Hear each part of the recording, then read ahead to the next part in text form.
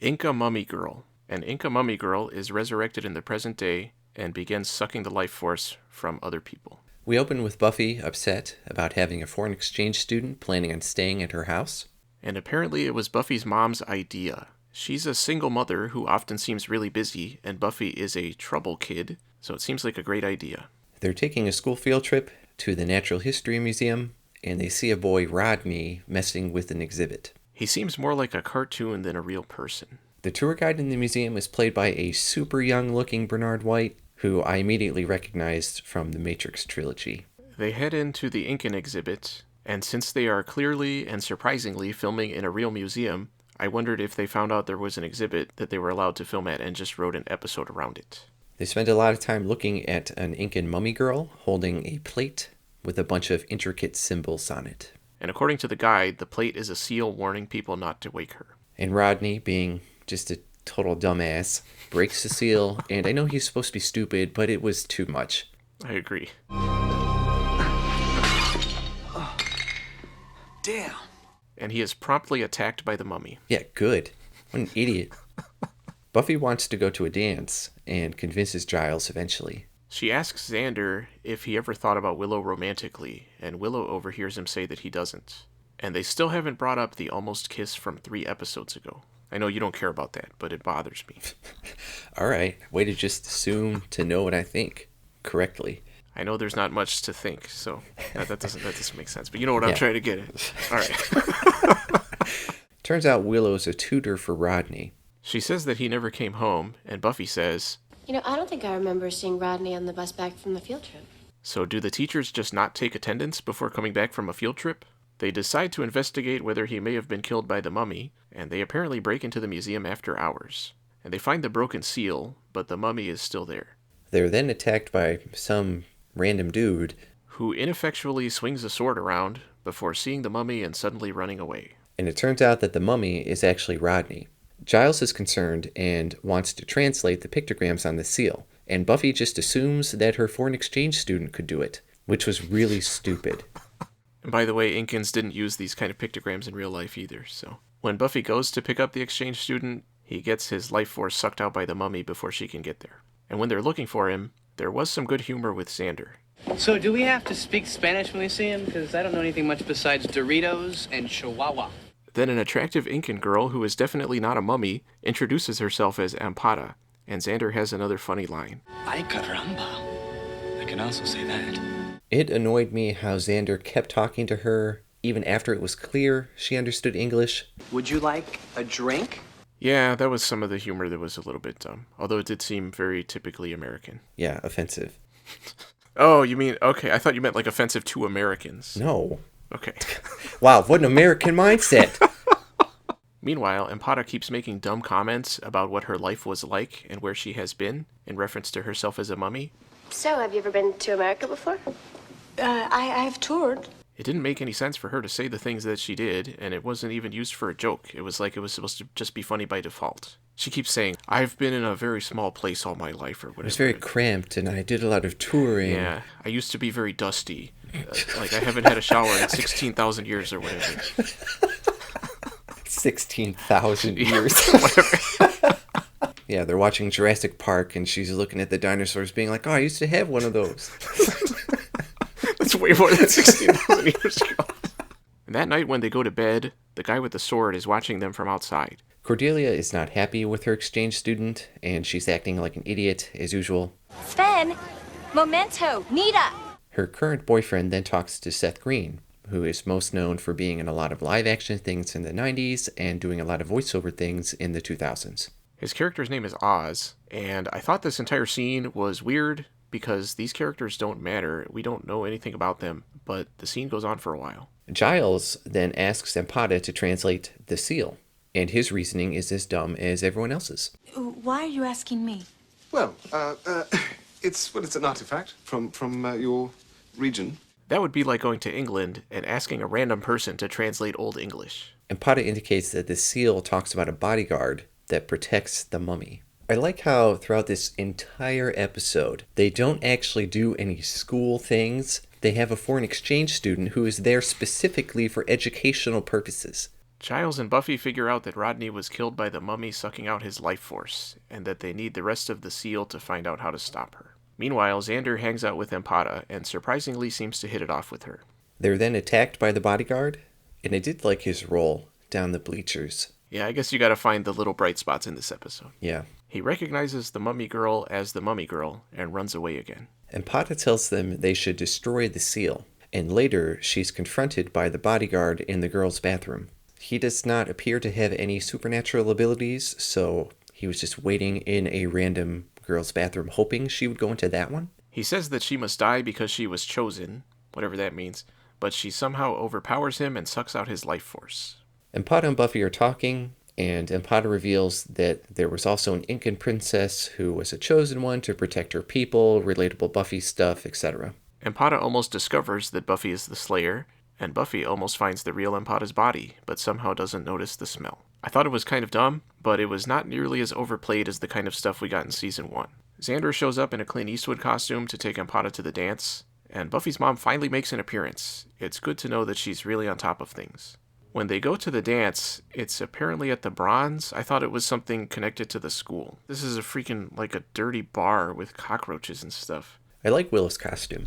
Giles tells Buffy that the bodyguard was found mummified in the bathroom, and then they figure out that Empata's incredibly weird behavior at everything is incredibly weird, and probably means something.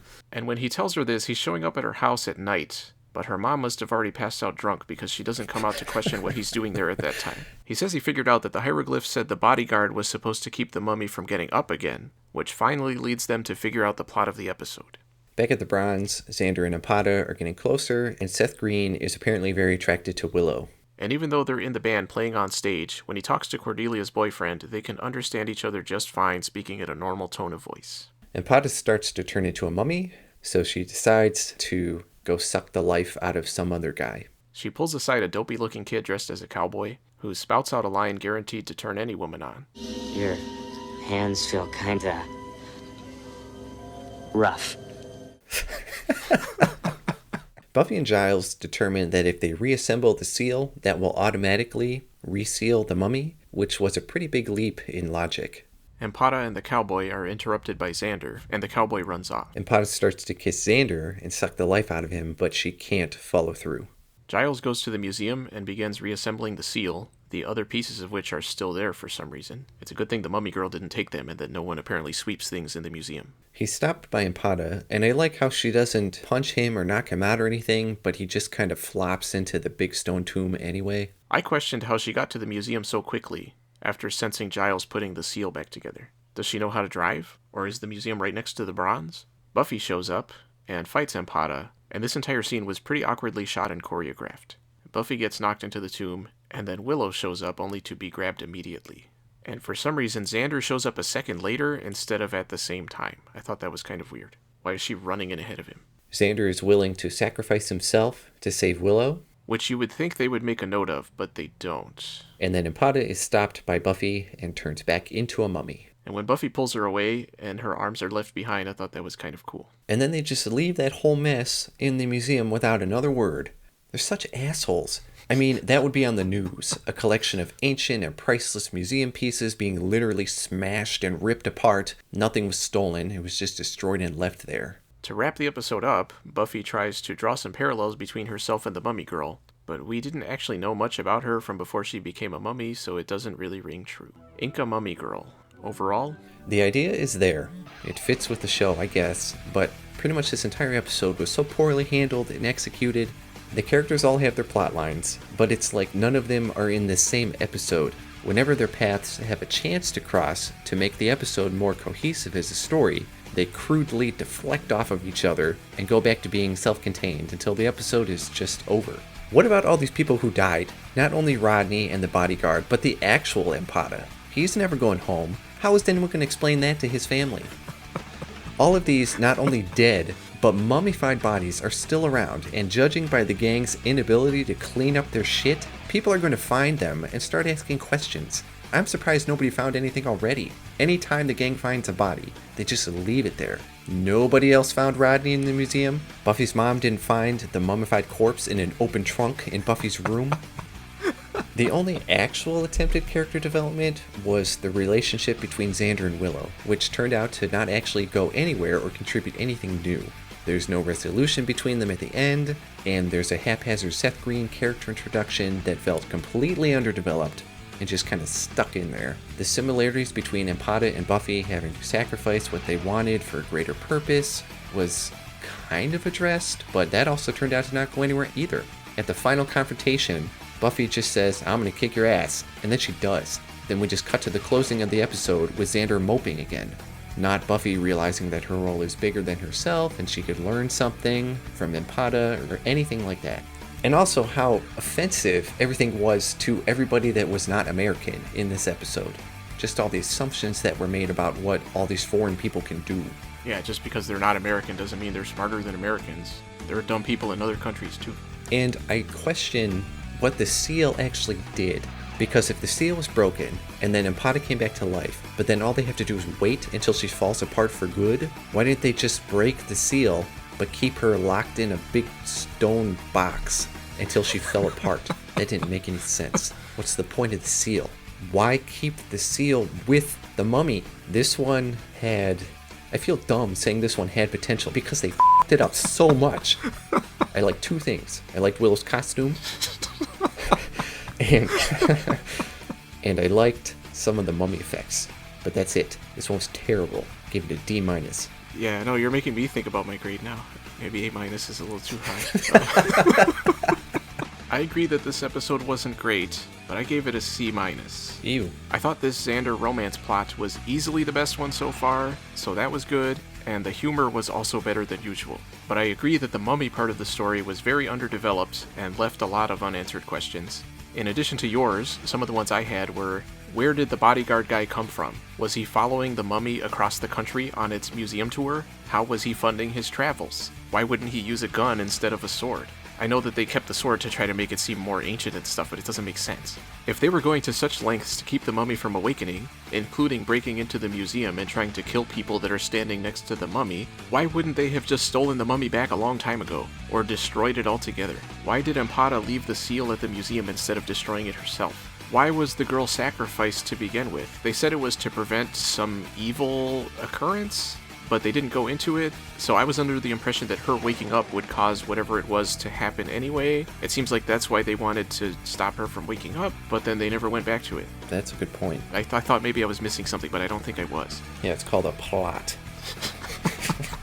The entire idea of this mummy resurrecting and sucking out people's life force is a pretty simple idea, but they tried to jump through so many hoops to keep the characters from figuring things out until the end that they just made it needlessly complicated, with characters repeatedly doing and saying things that didn't make any sense just to further the plot or to add tension or to keep other characters from figuring things out. But I didn't think it was terrible. I thought that the character stuff worked better than usual and the humor worked better than usual.